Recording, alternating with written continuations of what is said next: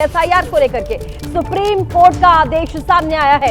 आपको बता दें, आधार के साथ अब आवेदन जो है वो दाखिल किया जा सकता है, यानी कि आधार को अब मान्यता दी जा रही है। कहा गया है आधार के साथ अब जो दावा है वो दाखिल कर सकते हैं। 11 दस्तावेजों के साथ आधार कार्ड भी वैध माना जाएगा। बड़ी राहत इस वक्त विपक्ष के तमाम नेता जो लगातार पिटीशन फाइल कर रहे थे कि भाई आधार आपने दिया है, आधार को आखिर वैलिड क्यों नहीं मान रहे एसआईआर की इस खोज और पड़ताल में। ऐसे में देखिए 11 दस्तावेजों के साथ अब आधार कार्ड को भी वैध करार दिया गया।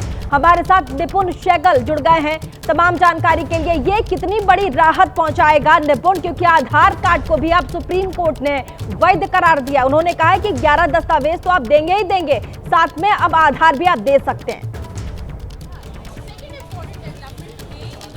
देखिए, बिल्कुल ये राहत पहुंचाएगा उन लोगों के लिए जो छूट गए हैं, क्योंकि जिनका नाम शामिल होना था 7 करोड़ 24 लाख लोग, उनका नाम शामिल हो चुका है।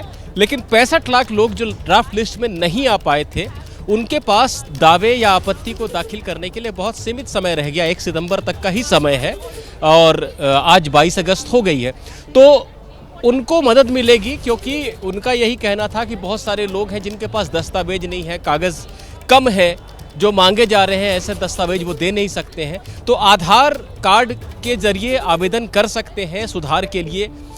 ये एक मदद मिली है। हालांकि अभी भी चुनाव आयोग के हाथ से बात पूरी तरह से नहीं निकल गई है, क्योंकि वो आधार को स्वीकार नहीं करना चाह रहा था। तो सिर्फ आधार को देखकर नाम जोड़ दिया जाएगा या नहीं जोड़ दिया जाएगा, आखिर इसका फैसला सवाल है। क्योंकि विपक्ष लगातार सुप्रीम कोर्ट के सामने जब पिटीशन रख रहा था, अपनी बात रख रहा था, तो उनका ये भी कहना था कि आप तमाम दस्तावेज मांग रहे हैं। पहले ये था कि आप आधार को ये कह रहे थे कि ये हमारे महत्वपूर्ण दस्तावेजों में से एक है, फिर आप इसे कह रहे हैं कि एसआईआर जबकि पुनरीक्षण होगा इसे वैध करार नहीं दिया जाएगा। तो इसको लेकर के बहुत ज्यादा हंगामा था, खासकर आधार को लेकर के। अब ऐसे में जब आधार को वैध करार दिया है, आपने कहा कि जो 65 लाख लोग छूट गए उनके लिए राहत का एक विषय हो जाएगा। लेकिन ऑनलाइन आवेदन की भी बात यहां की गई है कि ऑनलाइन आवेदन की भी सुविधा दी जाए। इसको कैसे देखेंगे आप?